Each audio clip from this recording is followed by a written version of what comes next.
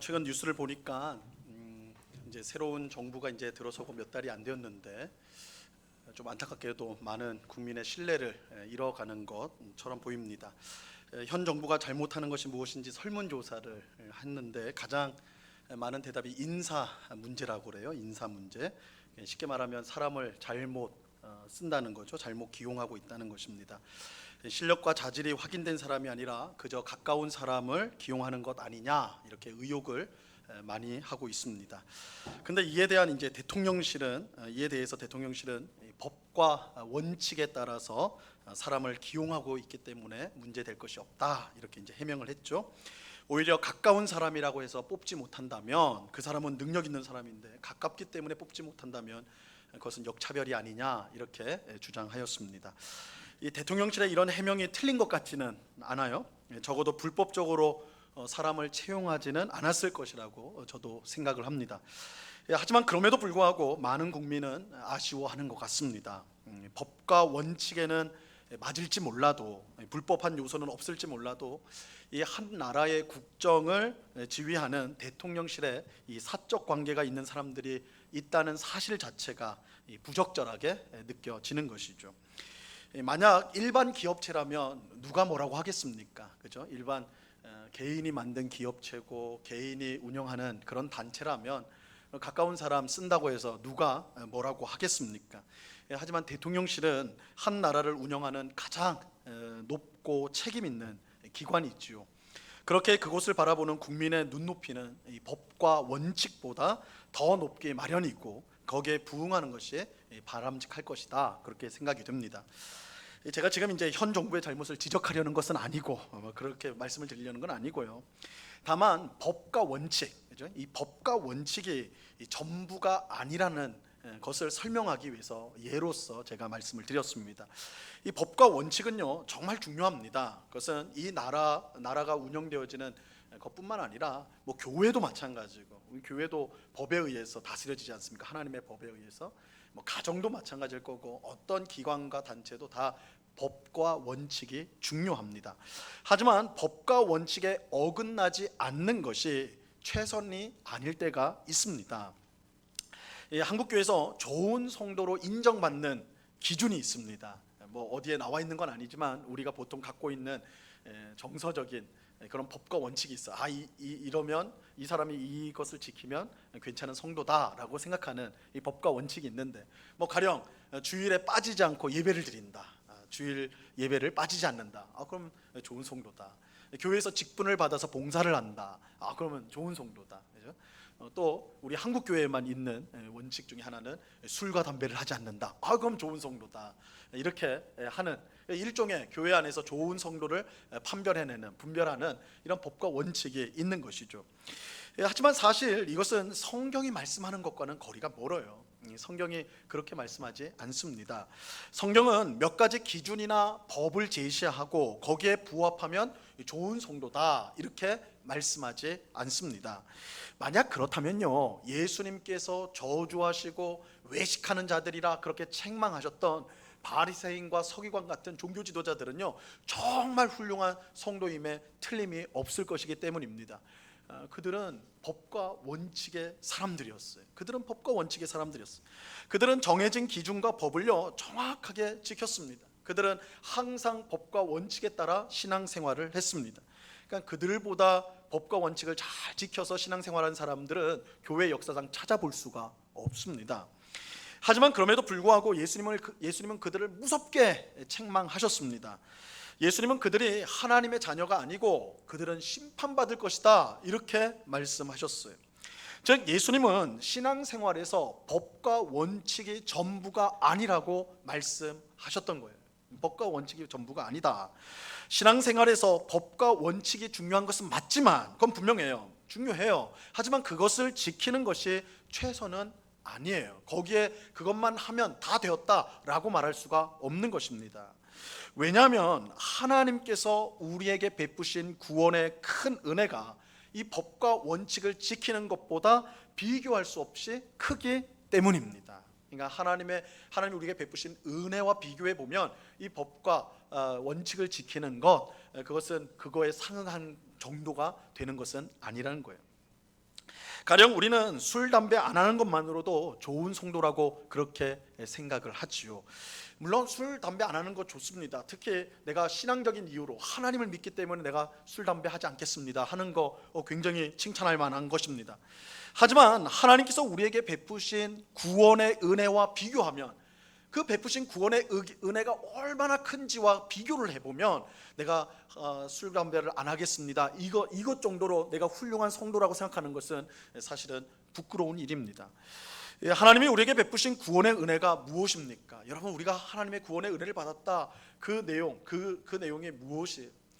죄 가운데 영적으로 죽어있는 우리, 그래서 지옥에서 영원한 고통을 받을 수밖에 없는 우리를 그저 불쌍히 여기시고 사랑해 주셔서 그 비참한 상황에서 건져내 주신 것, 이 구원의 은혜 아닙니까? 그죠? 사실 이거는 특별히 나쁜 짓을 한 몇몇 사람들만 그런 게 아니라 우리 모두가 그런 처지에 있었단 말이에요. 우리 모두가 죄로 인해서 영적으로 죽어 있었고, 가만히 놔두면 지옥에서 영원히 고통당할 사람들이 우리들이었어요. 그런데 하나님이 그런 우리들을 그저 불쌍히 여기시고 사랑해 주셔서 우리를 그 비참한 처지에서 건져 주셨단 말이에요. 근데 건져주신 것뿐만 아니라 하나님은 우리를 사랑해 주셔서 그의 아버지가 되어 주셨어요. 우리를 아버지로서 하나님이 우리를 사랑하세요. 그래서 우리를 지옥이 아닌 천국으로, 자신의 나라로 들어가게 하셔서 영원한 복을 누리게 하십니다. 이게 우리가 받은 구원의 큰 은혜란 말이에요. 구원의 큰 은혜. 우리가 가지고 있는 그 무엇으로도 얻을 수 없는, 우리가 아무리 노력한다고 해서 얻을 수 없는 그것을 하나님께서는 은혜로, 구원의 큰 은혜로 우리에게 이루어 주신 것입니다. 하나님은 영적으로 죽은 자요, 마귀의 자녀요, 멸망의 사람인 우리를 영적으로 살아있는 자요, 하나님의 자녀요, 또한 영생의 사람으로 바꾸어 주셨습니다. 여러분, 실감하실지는 모르겠지만 예수님을 믿는 우리는 모두가 하나님의 자녀입니다. 목사님, 그거 당연한 거 아닙니까? 우린 다 하나님의 자녀지요. 뭐 그 뻔한 소리를 합니까? 그래서 제가 앞에 붙였어요. 실감하실지는 모르겠지만 우린 다 하나님의 자녀라고 머리로는 생각을 해요. 그런데 진짜 하나님의 자녀라고 생각하면서 살고 있느냐, 이건 좀 다른 문제예요. 근데 우리가 실감하든 하지 않든 간에 하나님은 우리를 사랑하셔서 우리의 아버지가 되어주세요. 하나님은 우리를 너무너무 사랑해요. 여러분, 우리는 천국의 손님이나 하인 정도가 아니에요. 천국의 주인이신 하나님의 자녀예요. 천국의 주인이신 하나님의 자녀예요. 이것은 우리가 얼마나 위대한 존재가 되었는가, 하나님이 우리에게 베푸신 은혜가 얼마나 큰가 뿐만 아니라 우리가 지금은 얼마나 위대한 존재가 되었는가, 그것을 알려주는 것입니다. 이처럼 구원의 큰 은혜를 받아 위대한 존재가 된, 귀중한 존재가 된 우리가 술과 담배 안 하는 것으로 우리가 해야 될 일을 다 했다라고 생각한다면 그건 좀 부끄러운 일이 아닐 수가 없는 것이죠. 고작 몇몇 법과 원칙, 또 기준을 잘 따랐다고 하나님 앞에서 내가 당당하다고 말한다면 그것은 철이 없는 것입니다. 예수님이 무섭게 책망하셨던 바리새인들이 바로 이 오류에 빠져 있었던 거예요. 예수님은 그들이 법과 원칙을 어겨서 책망하셨던 것이 아닙니다. 여러분, 그들은 누구보다도 법과 원칙을 완벽하게 지켰던 사람들이었어요. 그들의 문제는 하나님이 베푸신 그 놀라운 은혜를요, 고작 몇몇의 법과 원칙을 지키는 것으로 축소했다라는 거예요. 축소했다. 그들이 죄로부터 구원을 받고 하나님의 자녀가 되고 하나님의 백성이 되는 그 놀라운 은혜를 고작 몇몇 법과 원칙을 지키는 것으로 축소한 것이 그들의 진정한 문제요, 진정한 잘못이라는 거예요. 진짜 잘못이에요. 자, 이런 점에서 우리가 신앙생활을 바르게 하고 제대로 하려면 하나님이 우리에게 베푸신 구원의 은혜가 얼마나 크고 그 은혜로 말미암아 우리가 얼마나 귀한 존재가 되었는가, 그것을 분명히 알아야 합니다. 이것을 알아야 바리새인들처럼 몇몇 원칙과 법을 지키는 것으로 신앙생활을 잘했다라고 생각하는 그 착각에서 벗어날 수가 있는 것이죠. 하나님이 베푸신 구원의 은혜가 얼마나 큰지를 분명히 알고 그 은혜로 인해 우리가 얼마나 귀한 존재가 되었는가, 그것을 아는 성도는 법과 원칙을 지키는 신앙생활 그 수준으로 만족하지 않고 우리의 모든 것을 아낌없이 하나님을 위해 드리는 그런 복된 신앙생활을 할 수가 있게 되는 것입니다. 자, 이것을 아는 것이 오늘 우리가 읽은 본문을 바르게 이해하는 데 꼭 필요한 내용입니다.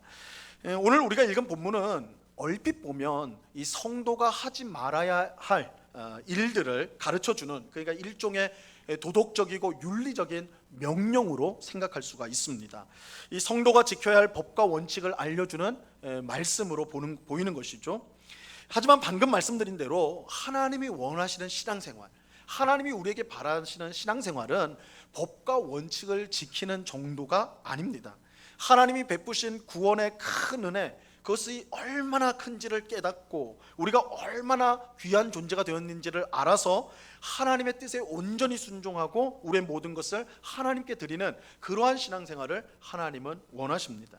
자, 이것을요, 오늘 본문은 뭐라고 표현을 하고 있냐면, 이게 굉장히 중요한데 우리가 놓치기 쉬운 표현입니다. 뭐라고 하냐면 성도에게 마땅하다, 이 표현입니다. 성도에게 마땅하다.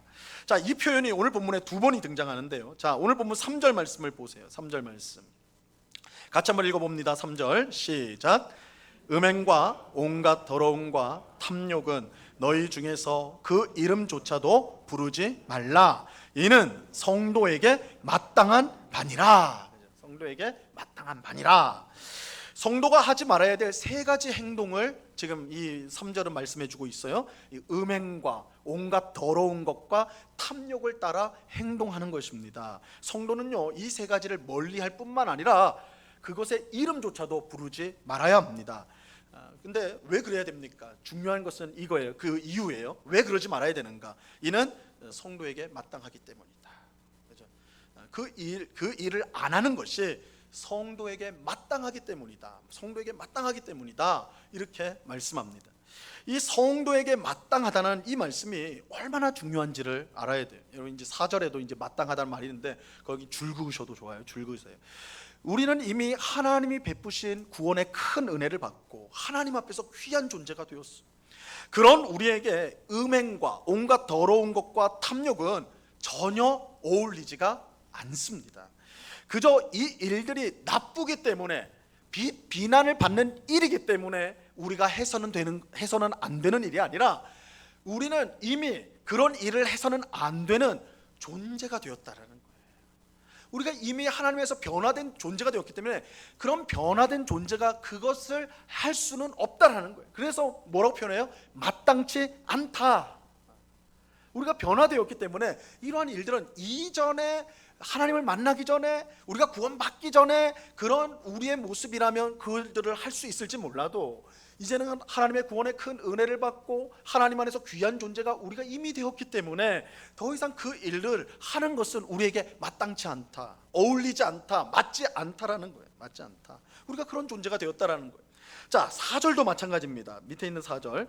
자, 3절에서는 성도가 하지 말아야 될 일들, 행동을 세 가지를 말했는데 4절에서는 성도가 하지 말아야 될 세 가지 말들을 얘기해 주고 있습니다. 자, 4절 말씀을 같이 읽습니다. 4절 같이 읽습니다. 시작. 누추함과 어리석은 말이나 희롱의 말이 말땅치 아니하니 오히려 감사하는 말을 하라. 자, 성도가 하지 말아야 될 말 세 가지 말은 누추함과 어리석은 말과 희롱의 말이에요. 희롱의 말. 근데 이제 첫 번째 나오는 이 누추함이라는 것은 우리 생각에는 이게 좀 볼품이 없고 좀 초라하고 이렇게 생각하기 쉬운데 이 원래 뜻은 성적으로 음란한 것을 말해요. 성적으로 음란한 것. 그러니까 여기 나오는 누추함이라는 거는 성적으로 음란한 말, 성적으로 방탕한 말, 성적으로 하는 농담 있잖아요. 그런 말들 있잖아요. 그걸 말하는 거예요. 그것과 그죠? 그 다음에 어리석은 말, 희롱의 말, 이 세 가지 말은 우리 성도에게 마땅치 않다 이렇게 말합니다. 자, 여기서도 중요한 것은 이유예요. 왜 하지 말아야 되느냐? 왜 하지 말아야 되느냐? 성도에게 마땅치 않기 때문이다. 이 말이 도덕적으로 불량하기 때문에, 나쁜 말이기 때문에, 하면 비난을 받을 말이기 때문에 해서는 안 된다가 아니라 우리가 하나님의 은혜로 그런 말을 할 수 없는 존재가 이미 되었기 때문이라는 거예요. 이미 되었기 때문에. 여러분, 기독교는요, 이건 잘 한번 들어보셔야 되는 말이에요. 기독교는 나쁜 우리를, 우리 그 말이죠. 참 벌레와 같은 나쁜 놈, 그죠? 막 이렇게 자기를 말할 표현할 때 우리 나쁜 우리를 착하게 만들어가는 윤리적 종교가 아닙니다. 기독교는 그런 종교가 아닙니다. 나쁜 성품과 기질을 좋은 성품과 기질로 발전시키는 도덕적인 종교도 아닙니다.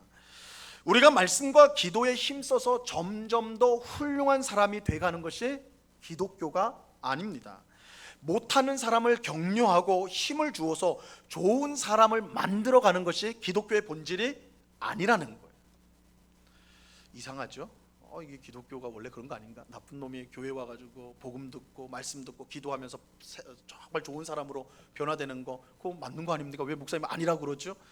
사실 그런 면들이 있죠. 이게 전적으로 부정하는 건 아니에요. 그러나 본질은 아니라는 거예요. 본질은 아니라는 거예요. 여러분, 기독교는 발전의 종교가 아니라요. 발전의 종교가 아니라 죽음과 생명의 종교예요. 꼭 기억하셔야 돼요. 기독교는 발전의 종교, 개선의 종교가 아니라 죽음과 생명의 종교. 그래서 기독교는 너는 할 수 있어 라고 말하지 않아요. 야, 조금만 더 힘써봐, 조금만 더 애써봐, 이렇게 말하지 않아요. 기독교는 너는 죽어야 된다고 말을 해요. 기독교는 너는 죽어야 된다고 말을 해요. 기독교는 너는 발전할 수 있어, 조금만 더 복돋으면 더 하면 이룰 수 있어, 이렇게 말하지 않아요. 기독교는 너는 다시 태어나야 된다, 이렇게 말을 해요. 너는 다시 태어나야 된다. 여러분, 기독교는 죽음과 생명의 종교. 기독교는 죽음과 생명의 종교. 요한복음 3장에 보면 이 바리새인이었던 니고데모가 한밤중에 예수님을 찾아옵니다. 한밤중에 예수님을 찾아왔다는 것은 그 마음 가운데 사람들에게 나눌 수 없는 그런 깊은 질문이 있다는 거죠. 예수님이 그 마음을, 니고데모의 마음을 꿰뚫어 보셨어요. 그래서 니고데모가 무슨 말도 하기 전에 예수님이 뭐라고 하시면, 내 사람이 거듭나지 아니하면 하나님 나라에 들어갈 수 없느니라, 하나님 나라를 볼 수 없느니라, 이렇게 말씀을 하세요. 니고데모가 뭐라고 하지도 않았어요. 하나님 나라에 대해서 말도 안 했어요. 근데 예수님이 곧바로 말하는 거예요. 그러니까 이 니고데모의 궁금증, 그 갈증, 영적인 갈증을 꿰뚫어 보셨어요. 그래서 사람이 거듭나지 아니하면 하나님 나라를 볼 수 없느니라 곧바로 말씀하셨어요. 자, 이 말씀 중요한 말씀이에요. 예수님은 니고데모에게 너가 하나님의 율법을 좀 더 잘 지키면 하나님 나라 볼 수 있어. 너가 예배를 좀 더 잘 드리면 하나님 나라 볼 수 있어.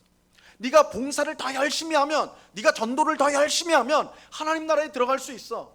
이렇게 말씀하지 않으셨어요. 그렇게 말씀하지 않으셨어요.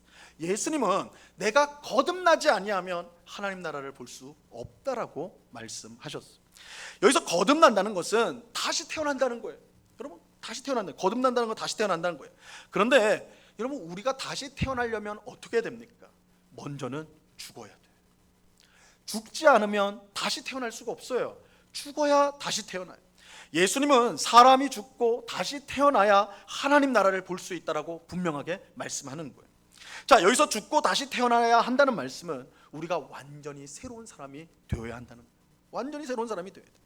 새로운 사람이 되지 않는다면 우리가 아무리 애쓰고 노력해도 하나님 나라를 볼 수가 없어요. 하나님 나라에 들어갈 수가 없어요. 그렇게 기독교는 본질적으로 말하면 노력하고 발전하는 종교가 아니라 죽음과 생명의 종교예요. 죽음과 생명의 종교. 지금의 내가 죽고 하나님 안에서 새로운 사람으로 태어나야 돼요. 자, 이것을 사도 바울은 옛사람을 벗어버리고 새 사람을 입는다라는 표현으로 그렇게 우리에게 설명을 했습니다. 자, 우리가 이미 살펴보았죠. 에베소서 4장 22절로 24절까지 말씀해 보면 이렇게 말씀합니다. 자, 한번 이 말씀 잘 들어보세요. 너희는 유혹의 욕심을 따라 썩어져가는 구습을 따르는 옛사람을 벗어버리고 오직 너희의 심령이 새롭게 되어 하나님을 따라 의와 진리의 거룩함으로 지으심을 받은 새 사람을 입으라. 이게 예수님께서 니고데모에게 사람이 거듭나지 아니하면 하나님 나라를 볼 수 없느니라 말씀과 똑같은 말이에요. 옛사람을 벗어버리고 새 사람을 입어야 하나님 나라에 들어갈 수 있다 하고 똑같은 말씀이에요. 그러므로 오늘 본문에 나오는 이 세 가지 하지 말아야 될 행동과 세 가지 하지 말아야 될 이 말들은요, 그것이 그저 나쁘기 때문에 그런 것이 아니라 새 사람이 된 우리에게 마땅하지 않기 때문에, 새 사람이 된 우리에게 더 이상은 어울리지 않기 때문에 그거 해서는 안 된다라는 거예요. 자, 이 차이를 잘 좀 생각을 하셔야 돼요. 자, 그런 행동과 그런 말은 여전히 옛사람을 입고 사는 세상 사람들에게나 어울리는 것이지, 새 사람이 된 우리들에게, 예수님 안에서 함께 죽고 다시 새 사람으로 사는, 새 생명을 갖고 살아가는 우리에게는 전혀 맞지 않는다는 거예요. 그래서 오늘 본문은 마땅하다라는 말을 쓰는 거예요. 마땅하다. 그러니까 단순히 나쁜 짓 하지 마, 착하게 살아야지, 그 말 하는 거 아니에요.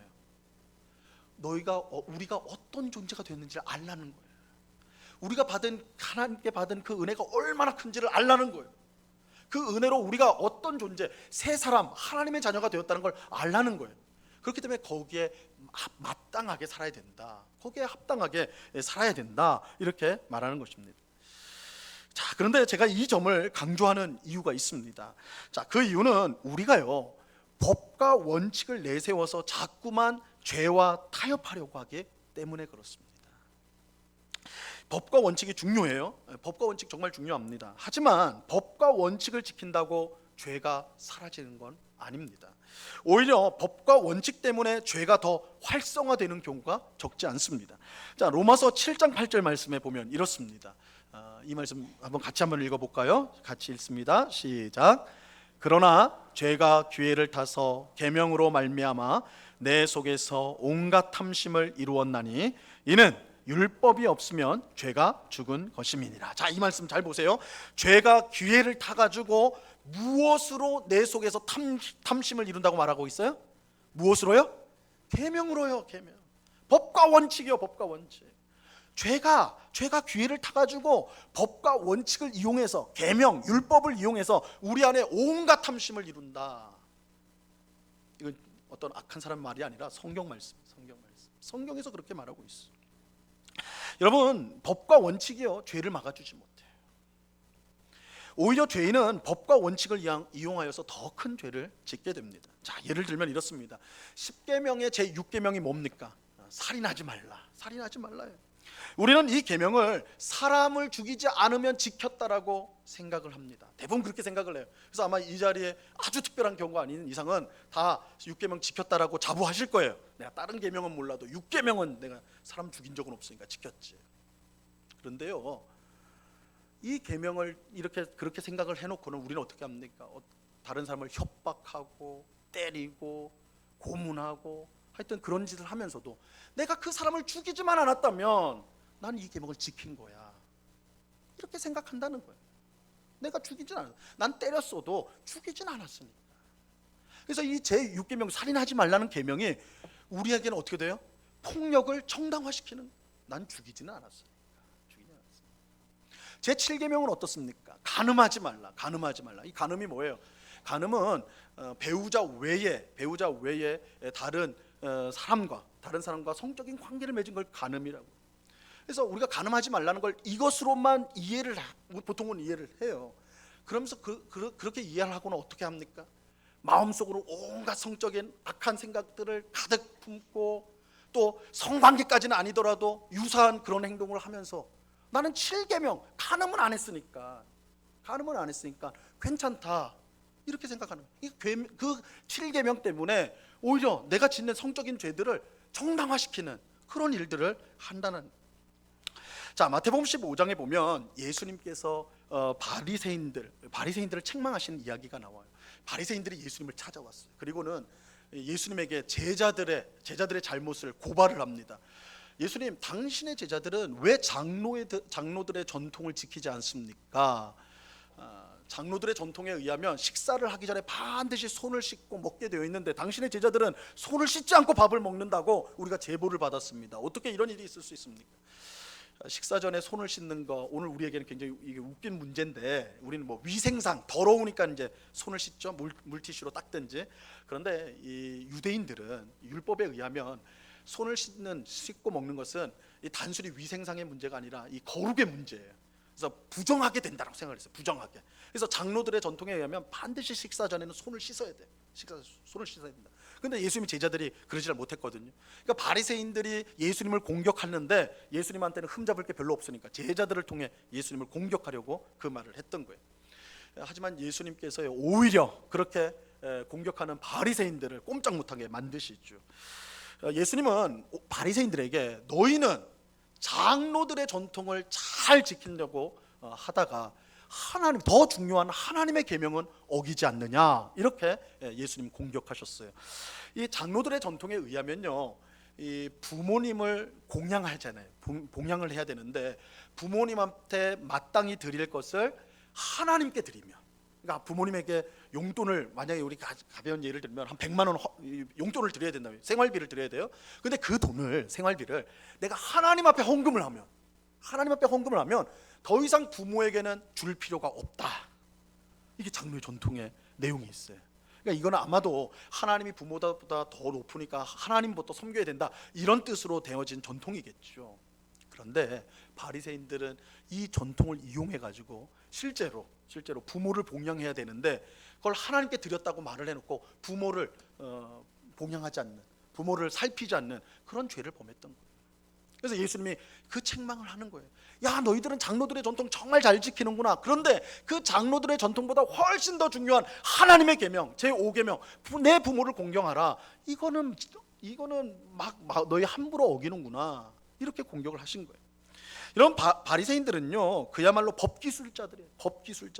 법에 능통했던 그들은 법을 이용하여서 자신의 욕망을, 자신의 탐욕을 채웠던 거예요. 이처럼 법은 죄를 막을 수가 없어요. 오히려 죄를 짓고도 우리를 안심하도록 만들어줘요. 이것은 법 자체의 문제가 아니라 그 법을 악용하는 우리의 문제죠. 정확히 말하면 법의 문제가 아니라 그 법을 악용하는 우리의 문제예요. 여러분, 우리는 어떻습니까? 우리는 어떤가요? 술, 담배 문제 나오면요, 대번에 하는 반박이 뭔지 아세요? 성경 어디에 술, 담배 하지 말라고 돼 있냐? 평소에 성경도 안 읽는데 술 마시는 그 장면은 기가 막히게 다 찾아가지고, 그죠? 바울도 아들 디모데에게 포도주 마시라고 하지 않았냐? 그런 걸 어떻게 잘 찾아내는지 모르겠어요. 그래서 막 찾아가지고 성경 어디에 있냐고, 성경 어디에 있냐고 그렇게 묻죠. 성도가 일확천금을 바라고 복권을 사지 말아야 된다고 말을 하면 성경 어디에 복권 사지 말라고 하냐고 이렇게 따지잖아요, 그죠? 성도가 불로소득을 목적으로 해서 땅 투기나 사채를 해서는 안 된다고 말을 해도요, 마찬가지로 뭐라고 그래요? 성경에 어디 그렇게 있냐고, 땅 투기하지 말라는 말씀이 어디 있냐고, 사채하지 말라는 말씀이 어디 있냐고 이렇게 묻잖아요, 그죠? 이렇게 따지는 걸 보면, 성경에 어디 있냐고 묻는 거 보면 참 경건해 보이기도 해요, 성경을 찾으니까. 근데 실제로는 성경의 말씀을 빙자해서 내 탐욕을 채우고 싶어 하는 거예요. 성경을 핑계 삼아서 내가 하고 싶은 걸 하고자 하는 거예요.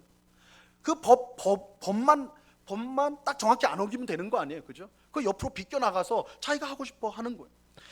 바리새인들이 이런 짓을 했거든요. 그래서 바리새인들처럼 법을 이용하는 거예요. 이런 점에서 법과 원칙을 지키는 것만으로 신앙생활을 한다는 것은 사실 하나님이 바라시는 거 아니에요. 하나님은 그 이상을 우리에게 바랐어요. 하나님께서 우리에게 구원의 큰 은혜를 베푸시고 우리를 자녀로 삼아 이전과 다른 새 사람이 되게 하셨어요. 하나님은 우리가 새 사람이 되었으니 새 사람처럼 살라고 하세요.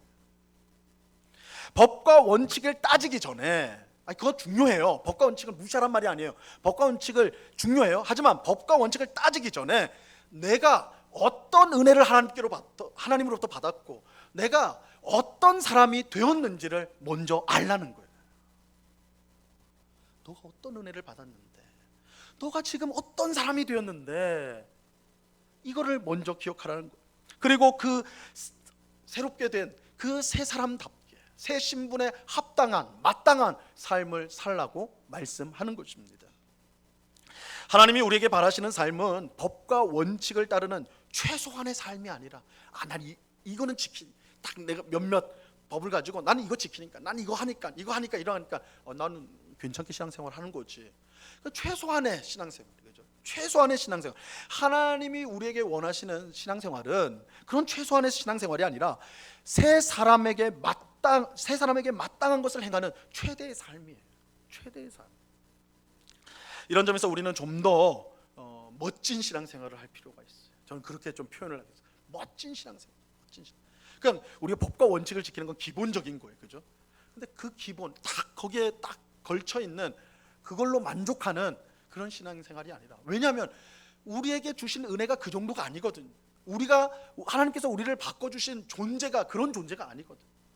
그래서 우리는 좀 더 멋진 신앙생활을 할 필요가 있다. 좀 더 멋지게 살아야 돼. 그죠? 법과 원칙을 지키는 거로 만족하는 게 아니라 한 걸음 더 나아가서 하나님이 베푸신 그 크신 은혜에 합당하고 하나님의 자녀와 새 사람에게 마땅한 신앙생활을 우리가 해야 되는 것입니다. 고린도전서 8장에 보면요, 이 고린도 교회 안에 큰 문제가 발생했다는 걸 알 수가 있어요. 어떤 문제가 있냐면 우상에게 바쳐진 고기를 먹을 수 있느냐 없느냐 문제로 분열이 생겼어요. 그러니까 우리식으로 하면요, 우리 한국식으로 하면 제사 음식을 성도가 먹을 수 있느냐 없느냐 문제로 갈등이 생겼다라는 거예요. 이 고린도 교회 안에는 두 부류의 그리스도인들, 기독교인들이 있었는데 한 부류는 유대인 출신이에요. 유대인. 그래서 원래 혈통이 유대인, 그래서 유대인 생활을 하던 사람들. 또 한편에는 이방인 그리스도인. 이 둘이 섞여서 신앙생활을 했는데 이 유대인 그리스도인들은 우상에게 바쳐진 고기는 절대 먹으면 안 된다고 생각을 했어요. 절대 먹으면 안 된다. 유대인들은 어렸을 때부터 율법에 따르면 정한 음식과 부정한 음식이 있어요. 그 자체로. 그래서 우리가 뭐 레위기나 보시면 그 돼지 같은 거, 그리고 뭐 오징어 같은 거, 이거는 부정한 음식으로 되어 있습니다. 그러니까 그 자체가 그거 먹으면 부정해지는 거예요. 유대인들은 어렸을 때부터 그런 율법에 따른 삶을 살았기 때문에 우상에게 바쳐진 고기를 먹는 건 이게 상상할 수가 없는 일이란 말이에요. 부정하게 되는. 그래서 우리는 우리 조상 다니엘처럼 우상에게 바쳐진 산의 진미 그건 우리 못 먹는다. 다니엘이 그랬잖아요. 다니엘이 왕이 주는 음식들 그건 다 신전에 바쳐진 음식이거든요. 우상 음식이거든요. 그거 다 거부하고 뭘 먹었어요? 풀 뜯어 먹었잖아요. 그죠? 주신 채식주의자였어. 채식. 억지로 채식주의자였는데 그렇게 했단 말이에요. 유대인 그리스도인들이 우리도 그렇게 하겠다. 우리도 그렇게 해야 된다. 성도라면 그렇게 해야 된다. 이렇게 주장을 했어요. 성경적 근거가 있는 거죠. 다니엘. 그런데 이방인 그리스도인에게는 이것이 굉장히 어색한 일이에요. 왜냐하면 그들은 어렸을 때부터 늘 먹던 고기가 우상에게 바쳐진 고기였어요. 그들이 정육점에 가서 사는 고기는 99%가 신전에 먼저 가서 신들을 위해서 바쳐진 제물들이었어요. 당시 고기 유통 구조가 그랬어요. 그래서 고기를 잡으면 그 가축을 잡으면 먼저 신전에 바쳤고 그 바쳐진 것 중에 일부가 정육점으로 오는 거예요. 그럼 그게 다시 팔려가는 거예요. 그러니까 일반적인 고기를 먹는다 이거는 다 우상에게 바쳐진 고기였던 거예요. 그러니까 자기가 가축을 기르지 않고는 우상에게 바쳐진 고기를 안 먹을 수가 없는 게 고기를 먹는다고 하면. 그러니까 이 이방인들에게는 이건 너무나 불합리한 것이죠. 지금까지 늘 먹어왔는데 아무렇지 않았는데 먹지 말라고 하니까 이상한 거예요. 그래서 이 문제로 둘이 큰 분열이 생겼어요. 한쪽에서는 먹어도 된다, 한쪽에서는 먹으면 안 된다, 이렇게 돼버린 거죠. 이 사도 바울이 여기에 대한 해결책을 이제 내놓습니다. 그게 고린도전서 8장의 내용이에요. 먼저 바울은 신학적으로 볼 때, 그러니까 법과 원칙이에요. 법과 원칙을 먼저 말합니다. 이게 중요해요. 법과 원칙은 말하는데 신학적으로 볼 때, 법과 원칙으로 볼 때 우상에게 바쳐진 고기는 성도가 먹을 수 있다라고 그래요. 먹을 수 있다. 성도는 먹을 수 있다. 왜냐하면 이 세상에는 신이 많지만 우리가 믿는 대로 이 많은 신 중에 진정한 신은 오직 우리가 믿는 하나님 한 분 외에는 없다. 그렇죠?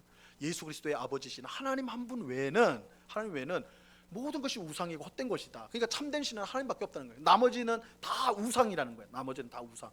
그러니까 그런 헛된 우상에게 바쳐진 고기이기 때문에 그 우상이 고기를 부정하게 만들 수가 없다. 그거 아무것도 아니다. 그러니까 하나님을 믿는 우리, 예수님을 믿는 우리는 아무거나 먹어도 된다. 제사 음식 그거 별거 아니다. 그거 어차피 그 귀신에게 바쳐졌다.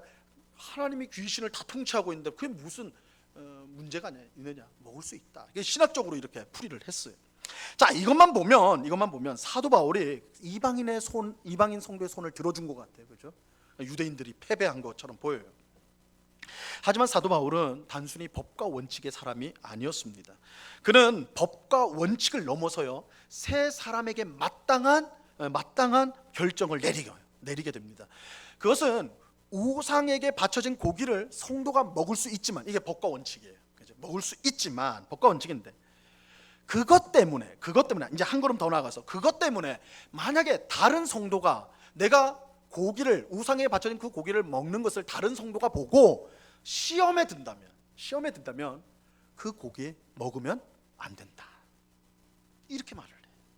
그러니까 법과 원칙으로는 먹을 수 있어요. 얼마든지. 그렇지만 내가 그 먹는 걸 통해 다른 성도가 실족하게 된다면, 믿음이 흔들리거나 고통을 당한다면 그런 고기 먹으면 안 된다. 그런 상황에서는 먹지 마라. 이렇게 설명을 해요. 자, 그러면서 사도 바울은 자신이 그럼 나는 어떻게 행동할 것인가, 그것을 말을 해요. 고린도전서 8장 13절 말씀인데요.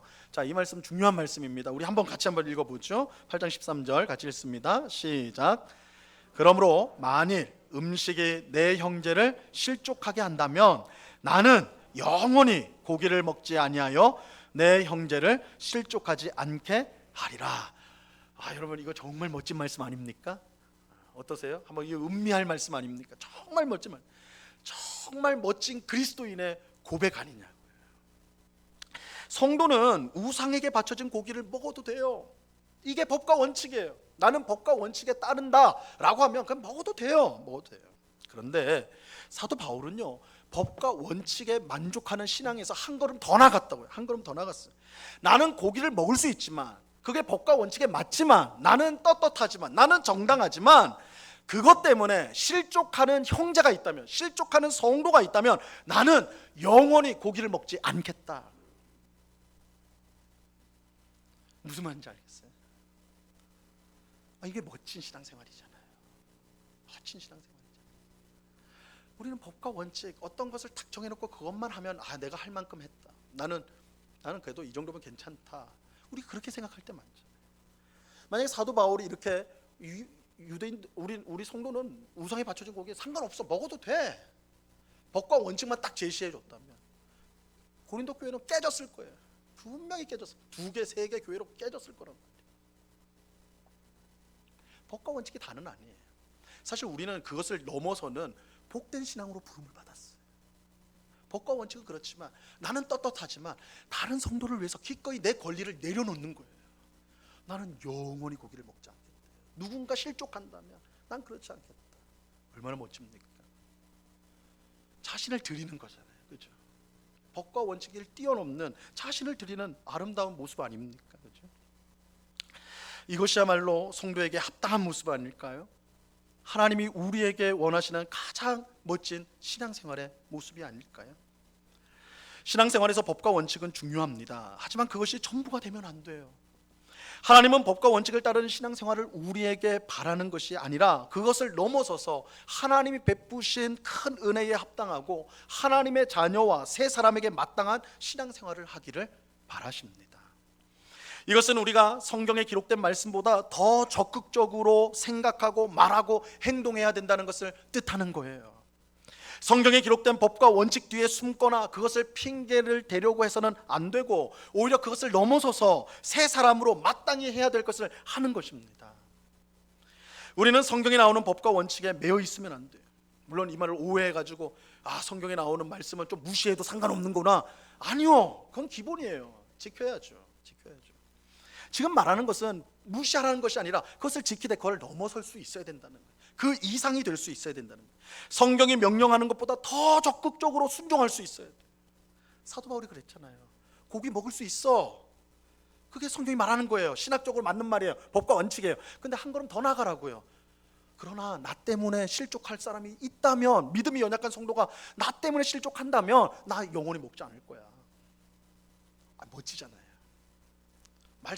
그 말씀에 하나님께서 원하는 그 법과 원칙을 더 뛰어넘어서 더 하나님이 원하시는 쪽으로 나아가는 거잖아요. 적극적이고, 그죠? 이런 신앙생활을 하나님이 원하신다는 거예요. 성경이 명령하는 것보다 우리는 더 적극적으로 순종을 해야 돼요. 성경이 말하는 법과 원칙을 넘어 하나님을 사랑하고 이웃을 사랑해야 돼요. 그러니까 이런 창조적인 생각들이 필요한 거예요. 우리는 그렇게 말해요. 이거 그냥 성경에 써 있는데, 교회 헌법에 돼 있는데, 우리는 너무 정확하려다 보니까 그렇게 이용을 해요. 목사님들도 그래요. 어떤 일을 할 때 법에 돼 있는 겁니다. 그럼 끝이래요. 더 말할 게 없대. 아니요, 물론 불법을 하자는 거 아니에요. 그건 법을 지키는 건 당연한 거예요. 근데 그걸 넘어설 수 있어야 돼요. 지키는 거 그 이상이 돼야 된다. 그게 정말 성도, 우리가 새로운 신분을 받은 새 존재가 된 우리에게 마땅한 성도의 모습이라는 것입니다. 오늘 예배하는 우리 모두가 이처럼 하나님이 주신 큰 은혜를 깨닫고 우리가 새 사람이 되었음을 알고 우리에게 요구되어지는 이 마땅한 삶을 정말 멋지게 살아가는 우리 모두가 될 수 있기를 바랍니다.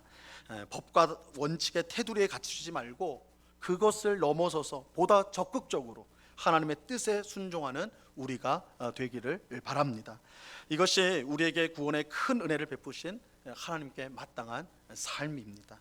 이 복된 삶을 살아가는, 그래서 정말 기쁘고 즐겁고 마지못해서가 아니라 그냥 그렇게 하라고 해서 하는 게 아니라 그것을 능가해서 정말 창조적이고 더 적극적이고, 그래서 주님을 섬기고 이웃을 섬기는 그런 정말 성도에 합당한, 새 사람에 합당한 삶을 살아가는, 마땅한 삶을 살아가는 우리 모두가 될 수 있기를 우리 주님의 이름으로 간절히 축원합니다. 기도하겠습니다. 하나님 아버지, 감사합니다. 법과 원칙이 우리에게 너무 중요합니다. 성경에 나온 말씀 너무 중요합니다. 그러나 그것이 우리의 마음에 있는 탐욕을 이루는 데 있어서 하나의 핑계가 되고 또한 숨는 곳이 되어서는 안 되겠습니다.